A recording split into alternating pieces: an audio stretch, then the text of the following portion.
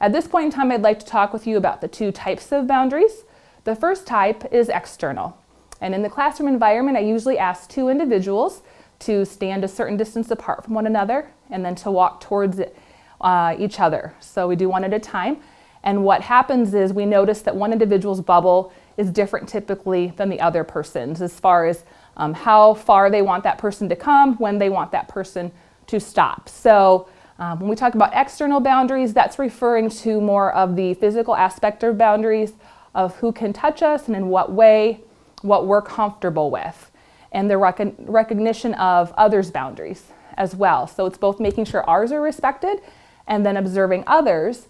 So you think of people who are sometimes close talkers and they get real close to you and you back away and they don't really pick up on that and they keep getting closer, making sure that we're aware of that on the opposite end. That if we do that, somebody backs away, that we respect that and we don't get closer. That we're kind of mindful of our physical space in regard to others.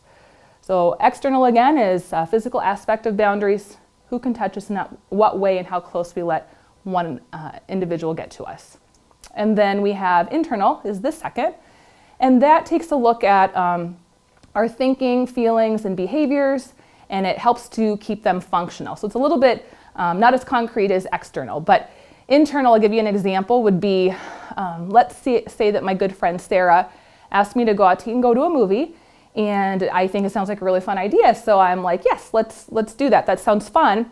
But a half an hour later, I'm really thinking about all that I have to do tonight, and I really don't have time to go out to eat and to go to a movie with Sarah. But I don't communicate that to her. I don't tell her that. I end up going to the movie, and then I end up kind of distracted and maybe a little resentful of Sarah. And I always ask, whose fault is that I'm in this situation? And I always point out, it's my own fault because I wasn't a clear communicator.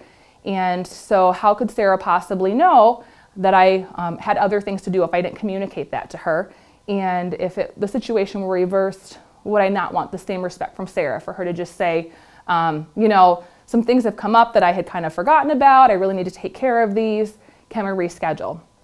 And so something to keep in mind when people ask you to do things, a way to save yourself some time to think about both, do I want to do it and do I have time to do it? You can always say, let me think about it and get back to you.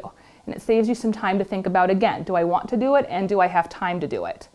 Otherwise, there can be that resentment that builds, and that's not really fair to Sarah if I'm not being a clear communicator. And what it also communicates to Sarah is that when I do say yes, I genuinely want to spend time with her, rather than I'm a yes person and I spend time with people out of obligation or because I can't say no. So it communicates to Sarah that she can trust me and trust my responses to her. So once again, just to review for internal boundaries, they enable us to take responsibility for our thoughts, feelings, and behaviors and not take responsibility for others' thoughts, feelings, and behaviors.